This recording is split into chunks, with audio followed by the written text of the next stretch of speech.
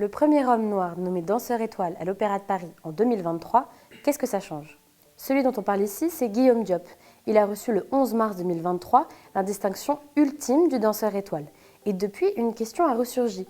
Où en est-on du racisme institutionnel dénoncé il y a quelques années dans le milieu historique du ballet? Binkadi Emmanuel Yé est le manager de Guillaume Diop. Il a été membre de l'Association pour le rayonnement de l'Opéra national de Paris de 2017 à 2021. Et c'est en 2020 qu'avec d'autres salariés noirs et métis de l'Opéra national de Paris, dont Guillaume Diop, qu'il publie un manifeste de 4 à 5 pages pour interroger sur la place de la diversité au sein de l'institution. D'abord partagé en interne pour ouvrir la discussion, le manifeste avait reçu plus de 400 signatures de soutien. Depuis, Binkadi Emmanuel Yé a quitté l'Opéra de Paris mais travaille toujours sur les questions de diversité et a accepté de revenir pour nous sur les backstage de ce manifeste. C'était une période qui était un peu particulière à deux titres. Premièrement, on était en plein confinement. Il y avait beaucoup de temps pour se poser et pour peut-être avoir des réflexions qu'on n'a pas habituellement. Et ça a coïncidé justement avec l'assassinat de George Floyd du coup, aux États-Unis, qui a vraiment poussé dans l'actualité les thématiques de discrimination, de représentation des personnes noires, et qui a poussé aussi beaucoup d'institutions et beaucoup d'individus à se remettre un peu en question, à faire un peu un état des lieux justement des questions de diversité ethno-raciale dans leur sein. Du coup, au moment du déconfinement, on s'est réunis en fait avec des artistes noirs de la compagnie, ils étaient 5 à l'époque, et on s'est réunis autour d'un café pour parler de tout ça en fait, pour parler un petit peu de notre expérience en tant que personne racisée, en tant que personne noire, dans cette institution et de manière générale dans le monde du ballet. Et en fait, cette discussion, elle a été très enrichissante, elle a été un peu bouleversante aussi parce qu'on s'est rendu compte qu'il y avait des choses qui n'allaient pas, des choses qui étaient partagées. On a quand même identifié des problèmes qui étaient au-delà juste de nos expériences personnelles, au-delà d'anecdotes, qui avaient plutôt des problèmes structurels en tout cas. Et donc on a décidé de s'emparer de cette question, on trouvait que on était finalement les mieux placés aussi pour parler de ce sujet à l'Opéra, parce que c'est une maison qu'on connaît, c'est une maison qu'on aime beaucoup. Donc on n'était pas non plus dans une démarche qui visait à nuire à la maison, qui visait à créer un scandale qui pouvait avoir des répercussions néfastes sur nos carrières déjà, et sur la maison de manière générale. Le but c'était plutôt d'ouvrir une discussion et de briser un tabou. Le but du texte? Poser 5 pistes de réflexion principales. En premier point, le répertoire, à savoir les œuvres qui sont jouées sur les scènes de l'Opéra Bastille et Garnier, et les blackface et yellowface qui les accompagnent, à savoir se peindre le visage pour imiter des personnes non blanches, des pratiques qui ont des racines profondément racistes.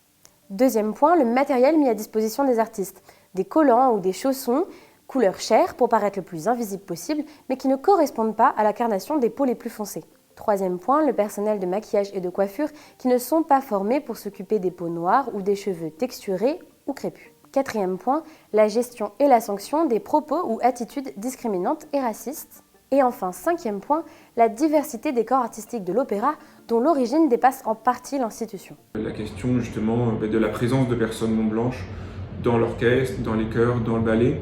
Ce n'est pas un sujet qui est vraiment entre les mains de l'opéra parce que l'opéra arrive un peu en bout de chaîne. Souvent dans les candidatures que l'opéra reçoit pour ses corps justement artistiques, il y a très peu de personnes non blanches. Donc ça veut dire que le problème est en amont, en fait, il est dans les conservatoires, il est dans l'accès ou en tout cas la volonté de certains enfants justement de s'orienter vers des carrières professionnelles de danseurs, de chanteurs, de musiciens.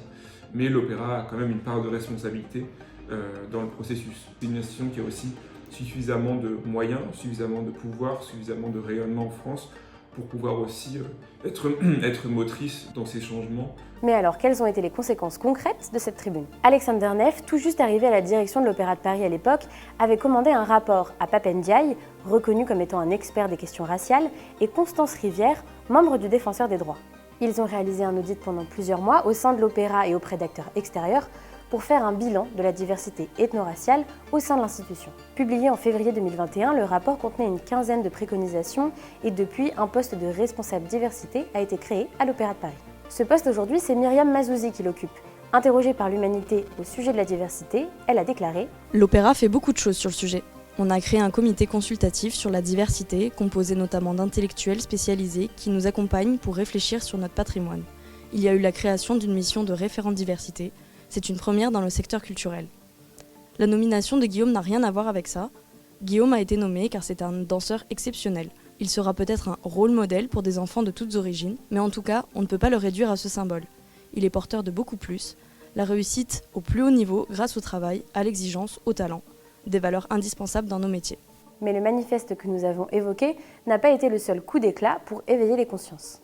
En 2021, le grand public découvrait notamment Chloé Lopez-Gomez sur le plateau de l'émission Quotidien, sœur de l'un des signataires du manifeste, mais surtout première danseuse noire à avoir rejoint le Stade Ballet de Berlin. Elle avait déposé un recours en justice contre l'une de ses maîtresses de ballet qu'elle accusait d'avoir tenu des propos discriminants. Aujourd'hui, elle ne donne plus d'interviews à ce sujet, car pour elle, les choses ont vraiment évolué. Bien évidemment que les choses ont évolué, il y a beaucoup de danseurs qui prennent la parole, et pas juste sur le racisme, sur des faits divers qu'ils ont eux-mêmes subis. Donc, jusqu'à pas si longtemps que ça, il y a 2 ans de cela, les blackface par exemple, c'était des pratiques qui étaient encore normales dans le ballet et dans les opéras. Ça a été aboli en tout cas dans les ballets, et ça dans plusieurs compagnies en Europe. Le white bleaching aussi. Au cours des ballets comme le Lac des Cygnes, Gisèle, Sylphide, il était normal de demander au corps de ballet de se maquiller la peau en blanc à n'importe quelle danseuse, qu'elle soit noire ou blanche, pour uniformiser le corps de ballet, pour que nous apparaissions toutes de la même manière. Ce sont des choses aussi qui ne se font plus.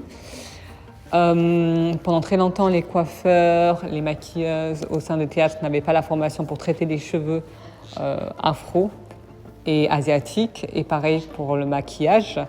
Donc pendant très longtemps, les danseurs noirs, et ça c'était dans le monde entier, devaient eux-mêmes apprendre à se maquiller, eux-mêmes faire leurs propres cheveux. Donc ça maintenant, ce n'est plus le cas.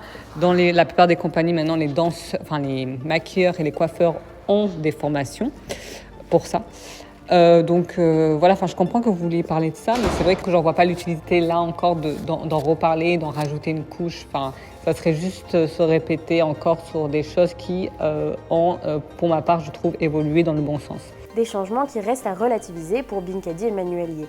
Pour moi, pour l'instant, 3 ans, c'est un peu tôt pour faire un bilan. Je pense qu'il y a vraiment un travail qui a été entamé. Et c'est un travail qui sera très long. Ce serait une erreur et ça serait être très peu réaliste de penser que ces sujets-là, on les règle en quelques mois, en quelques semaines, même en quelques années.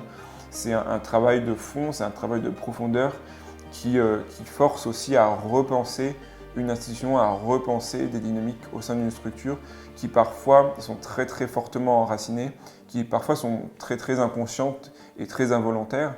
Et je pense que l'important, c'est juste de commencer et de faire comprendre qu'il ne s'agit pas d'une mode, qu'il ne s'agit pas d'une tendance, qu'il ne s'agit pas aussi de susceptibilité, d'opinion, de choses légères, très subjectives. Il s'agit de choses objectives, de choses sérieuses, de choses qui ont des conséquences qui sont importantes sur le parcours des personnes et de les traiter avec l'importance qui leur est due. Si le dialogue sur les questions de diversité, racisme et représentation a été ouvert dans le milieu du ballet, un long chemin reste donc à parcourir.